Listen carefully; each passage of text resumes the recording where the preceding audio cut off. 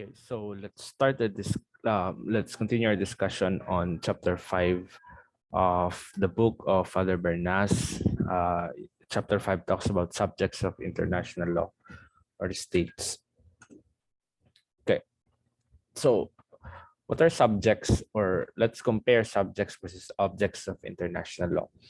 They are entities endowed with rights and obligations in the international order, possessing the capacity to take certain kinds of action on the international plane, have international personality, and are capable of acting in international law. So, in this topic, we'll be talking about the different entities in the international community, or who are actors in the international politics. Okay, so we have state actors and we also have non-state actors. When we talk about state actors, it refers to entities which are considered to be states or considered to be countries. Okay, that means when we talk about states, it must possess the necessary elements and internationally recognized elements for that entity to be considered as such. However, we also have actors whom we considered as non-state actors. So this refers to different corporations, different entities, multinational corporation, international organizations, regional organizations. These are considered as non-state actors. Okay, so how about objects? Objects of PIL are those who indirectly have rights under our beneficiaries of international law through the subjects of international law. And basically, state also is a major object of international law because it enjoys the fullest personality in public international law. So those are actors or examples of actors necessary in the so-called international community, okay, or scenario in international community. We cannot understand international relations, public international law, or even international politics if we don't know how to classify these actors or these personalities in the international community. Okay, so let's talk about statehood. Okay, where does it commence? A state as a person in public international should possess the following characteristics. Number one, there has to be permanent population. There has to be defined territory. There must be government and capacity to enter into relations with other states. That's according to Montevideo Convention of 1933 on rights and duties of states. So example, when a portion of territory has seceded, foreign control over an entity claimed to be a state, or when states have formed a union or continue to retain some autonomy, when members of a federation claim to be a state. So for example, we will know in this chapter particularly a scenario wherein, for instance, a state has been succeeded by another state or by another authority. So what will happen? What will happen to the obligations, rights, and duties of the state being absorbed, or the state being perhaps controlled by the controlling state? Okay. So let's specifically discuss the elements or so-called um, characteristics of statehood. Number one, people or population. It refers to a community of persons sufficient in number capable of maintaining permanent existence of the community and held together by common bond of law. So there's really no requirement as to the number of population. Wala nag-require kung 500 million, 100 million, whatever. There is no minimum population required, nor are they required to have racial, cultural, or economic similarities. Again, there is no distinction. Okay, there's no race or culture or tradition. Differences of those things would not preclude you from, becoming a state, because what is necessary is that there must be a sufficient number of person. So how about territory? It is an entity called the state must exercise sovereignty over a definite territory. It may satisfy the territorial requirement for statehood, even if its boundaries have not yet been settled with finality, because it does not cease to be a state, even if all its territory is occupied by another power, or if it has lost control of its territory temporarily. So um, basically, as I've said, no, since we started the school year, there's really also no requirements for a specific or how many square kilometer is required for an entity to be considered as a state, because again, what needs to be possessed is should have or a state must have a definite, okay, or a clear or particular size or territory. Just like in the case of the Philippines, okay, we have 300,000 square kilometers. Now we are a 300,000 square kilometer state. So it is said here that it may satisfy the territorial requirement for statehood, even its boundaries have not yet been settled with finality, because it does not cease to be a state, even if all its territory is occupied. So um, prior to prior to UNCLOS, for example, no, we do not have a fine line or a um, fine border or barrier, no, with respect to the territory or to the maritime territory of the state. Okay, so even if there's really no specific, or there's um, no settled rule or settled measure of the territory, it doesn't mean that it would disqualify us on becoming a state. Okay. How about government? It refers to institution by which an independent society makes and carries out rules of action necessary to enable men to live in a social state, or which are imposed upon people forming the society by those who possess the power or authority of prescribing them. So basically, this refers to different agencies, bureaus of the government. No, of course, government carries out the will of the people. It's the government which, of course, represents the people, represents the needs of the people. Okay, so mga example, ano yung mga departments, bureaus, the other government offices, and whatnot. Okay. In PIL, there is no required form of government. For purposes of PIL, it is the national government which has international personality, and it's that which is responsible for the actions of the agencies and instrumentalities of the state. So, of course, when, for instance, a leader commits a mistake, it's not the personal mistake of that leader, or the president or the prime minister commits a mistake in the international law or in the international community, or even secretaries or representatives of the government. It cannot be, cannot be the sole sin or responsibility of that person, because who has legal or international personality under, or insofar as public international law is concerned, of course, it's the national government. Okay. And again, no, it's part, and it's a necessary consequence of what we call social contract theory. Sovereignty, okay, it means independence from outside control. It is according to the Montevideo Convention the capacity of the state to enter into relations with other states. This, however, is dependent upon recognition. Okay, so that's why if the community of nations do not recognize you as a state, then you cannot be considered a state. Or if the community of nations does not think that you qualify to become a state, that you possess the requirements of becoming a state, or you don't have established government or agency of government in your in the entity. So in the absence of recognition, of course, no, it will deprive you of being classified as a state, being classified as one. We also have self-determination. It's related to, but it's not identical to sovereignty. The latter falls under the broader concept of the right of self-determination. So, of course, no, it's the ultimate, or the absolute authority of the state to enforce its will in the state. No, that's what we call sovereignty. But of course, there's a slight difference between self-determination and sovereignty. It is the impetus behind the birth of new states in the post-World War II era, and is asserted by both the International International Covenant on Civil and political rights and international covenant on economic, social, and cultural rights.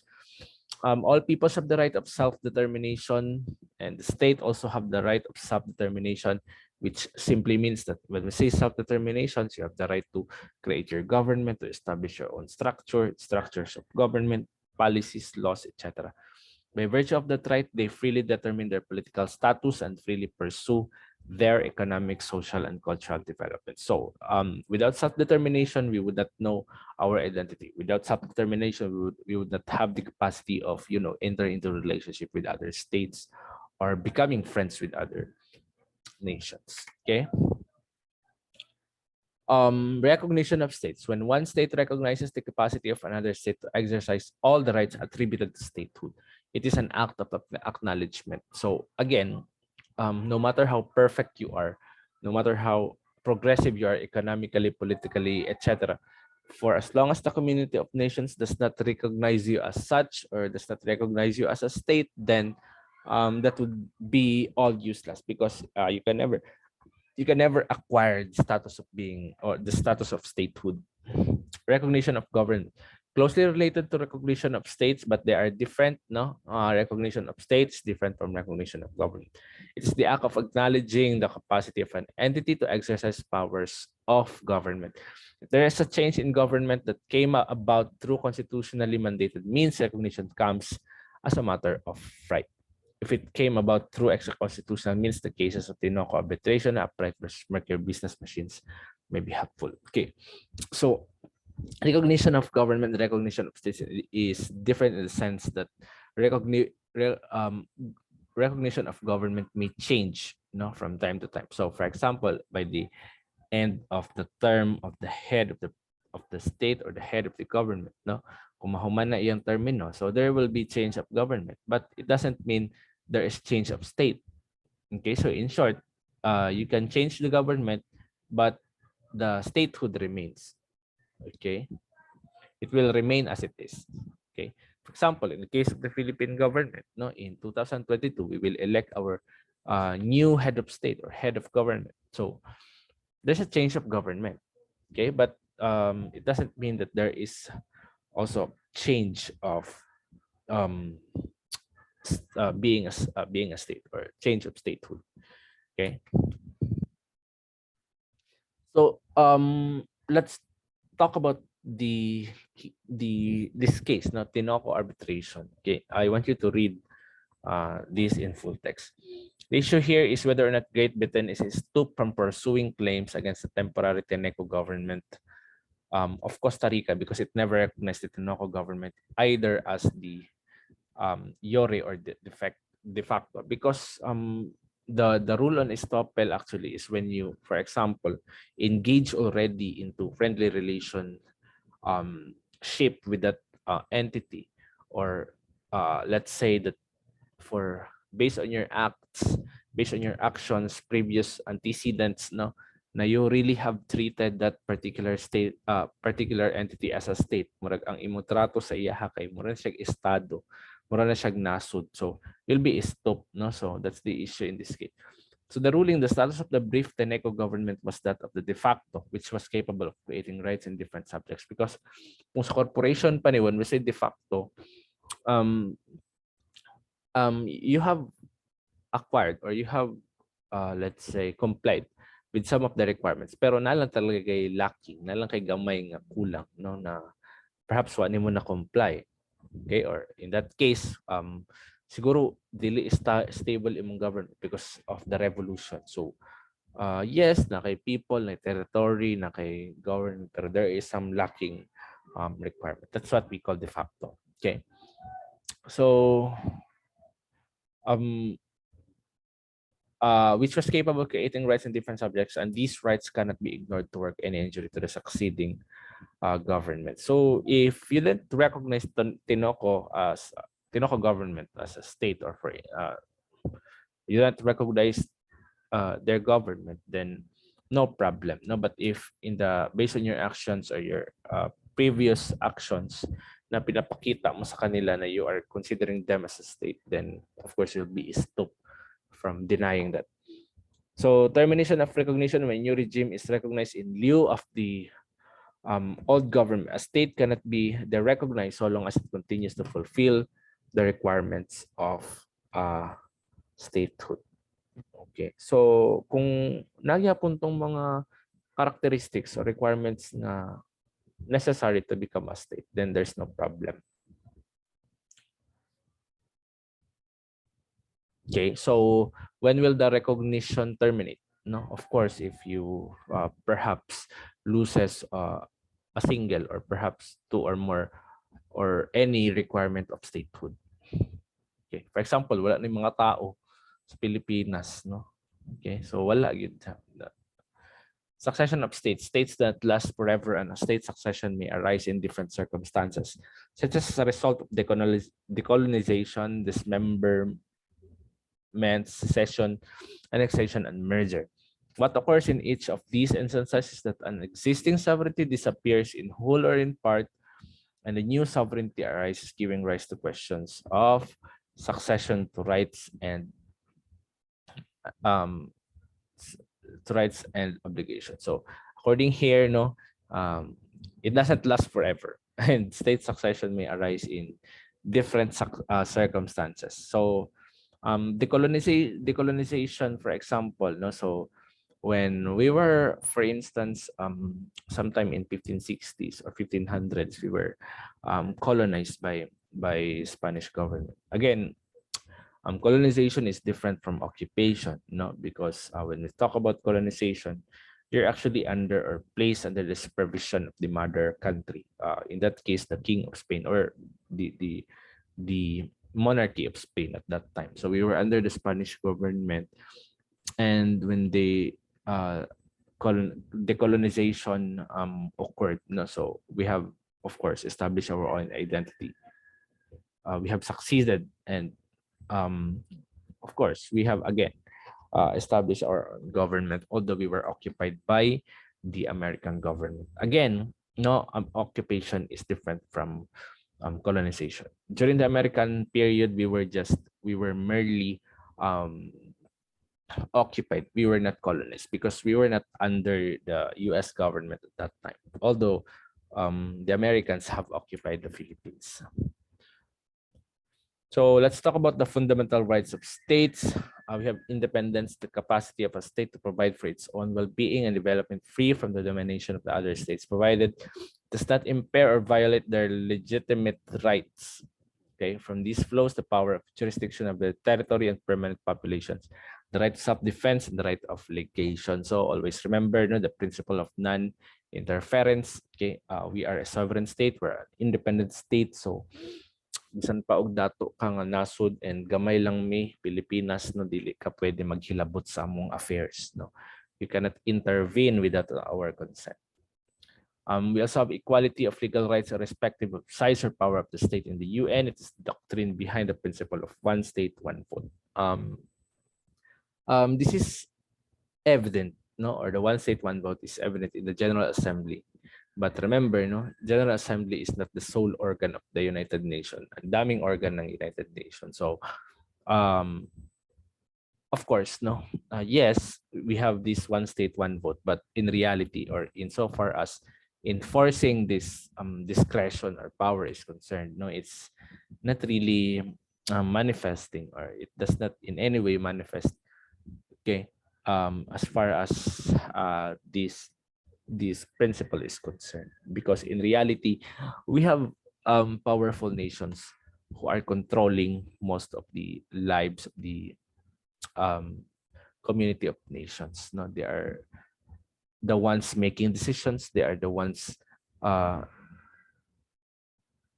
exercising these discretions. No, in short, they have a choice. But for ordinary members like the Philippine government, no, we don't have.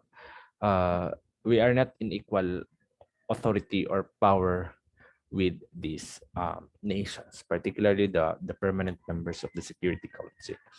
So peaceful coexistence elaborated in the 5 principles of coexistence by India and China, and includes mutual respect for each other's territorial integrity and sovereignty, mutual non-aggression, non-interference, and the principle of ay naputol, no?